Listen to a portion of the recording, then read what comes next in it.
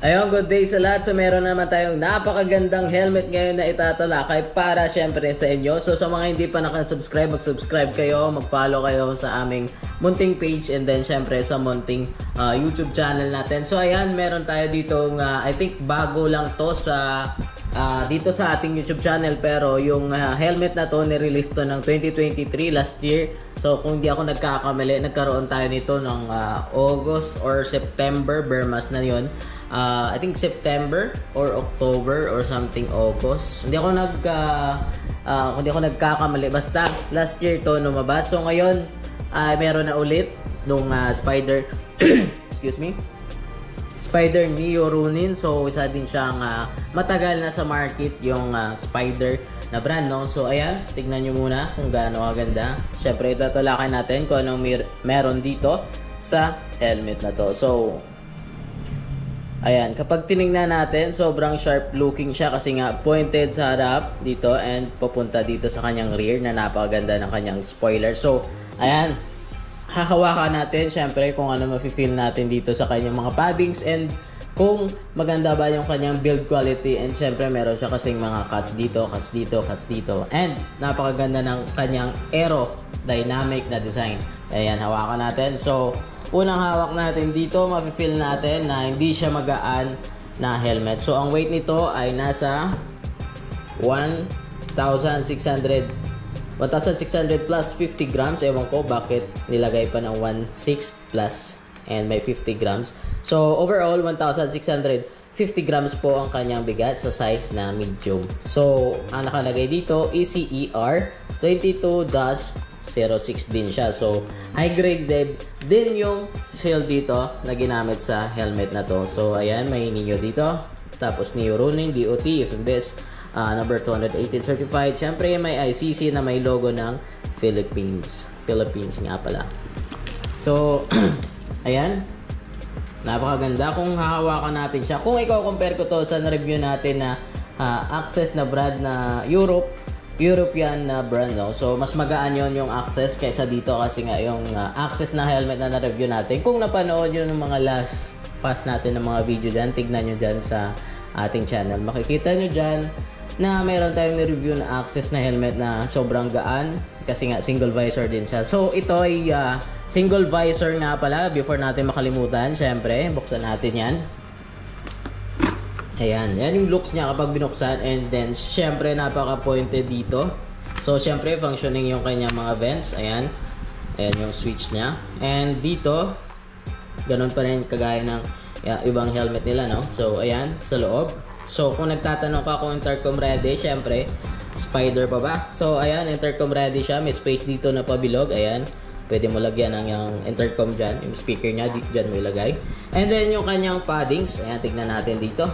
Ayan, kung nakikita nyo yung kanyang paddings, no? Ayan, yung feeling dito kapag hinawakan siya, talagang ma-identify mo na Spider to kasi nga almost lahat ng Spider ay maganda yung kanilang mga padding. So alam niyo naman siguro mga nakabili ng Spider ay maganda talaga yung kanilang paddings ever since na ni-release yung mga helmet ng Spider, no? Kahit dito sa itaas maganda yung quality dito, okay din. At syempre pwede nyo siyang yung lagyan ng Bluetooth intercom dito sa loob, no? So ayan, quick release yung kanilang dala dito. Wala siyang emergency pull na kagaya sa SEC na mga nagre-range ng 3,000 plus. Itong price na to ay nasa 3,000 plus din, pero kung i-compare natin dito yung SEC Hero, magka-design sila ng magka-design sila ng price, no? Meron yung emergency pull yung SEC, pero dito sa Spider Neo Ronin wala siyang emergency pull dito. Yun lang yung kulang ata dito sa helmet na ito. So ano pa ba yung pwede nating pinlock ready? Ano pa ba? Washable siya, syempre, dual density EPS liner, scratch resistant, polycarbonate naman yung kanyang visor. And then syempre 100 UV to 400 protection UV ray siya.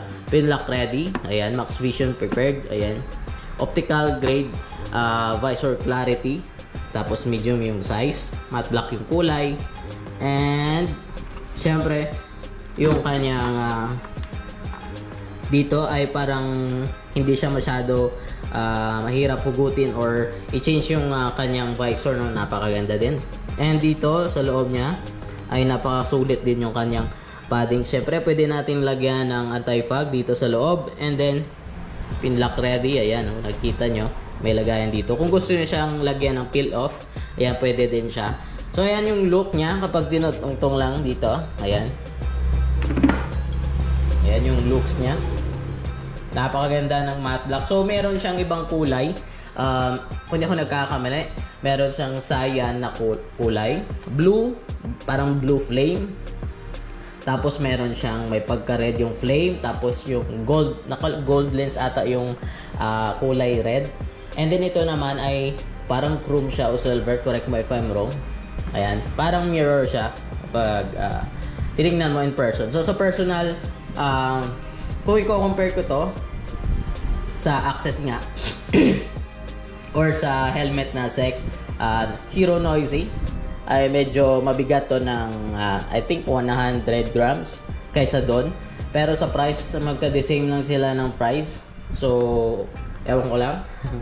Pero isa din to sa marirecommend ko ngayon na helmet kasi nga napaka-forma sa mga mahilig ng sharp looking na helmet na naghahanap dyan or bibili pa lang ng helmet. Ito yung pwede kong i-offer sa inyo, and syempre recommended na din kasi nga naka ECR 22.06. So kung ako papipiliin ng isang helmet, syempre doon tayo sa matibay at syempre matagal na sa market. Alam naman natin na matibay talaga yung Spider. So consider nyo to sa choice nyo kapag bibili ng helmet. Kung mayroon ito sa mga shop na malapit sa inyo, at least magka-idea kayo ngayon. Kung mapapanood nyo itong video na to, magkaka-idea kayo. Syempre, dahil kung ano na-feel natin dito, kung ano yung overall thoughts dito. Napakaganda ng kanyang design. Yun nga lang, may pagka-weight, ano siya, nasa 1,650 grams again, yung kanyang bigat. Pero napaka-sharp looking naman yung kanyang design. No? So front end hanggang sa rear niya ay napakaganda ng kanyang design. No? So napakaganda din ng build quality, and meron siyang mga cuts. And then syempre yung freebies nito, kung hindi ako nagkakamali, isang clear lens and dust bag lang yung dala. Ewan ko lang sa ibang shop, meron pa sila siguro mga freebies, depende kasi sa shop. Pero ito from doon sa ating supplier, wala siyang free na bonnet. Di kagaya ng SEC, meron ang free na bonnet, no? So ayun lang siguro sa video na to. Salamat sa pagpanood. Sana ay nakatulong ako sa inyo. Kung nakatulong, please subscribe, like, follow, comment kayo kung may kulang tayo dito na sinabi o hindi natin nasabi dito. Please comment lang dyan. At syempre, as long as we can, sasagutin natin yan. So yun lang sa video na to. Peace.